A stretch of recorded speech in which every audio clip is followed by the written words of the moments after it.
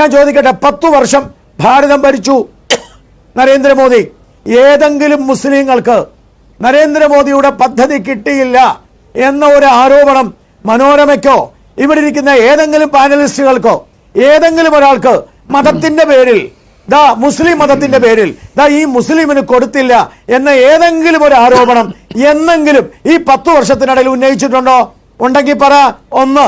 രണ്ടാമത്തെ കാര്യം, സമ്പത്ത് പറഞ്ഞു നൈബറായിട്ടുള്ള രാജ്യത്തിന്റെ ചുറ്റുവട്ടത്തുള്ള മുഴുവൻ രാജ്യങ്ങളുമായിട്ട് ശത്രുതയിലാണ്.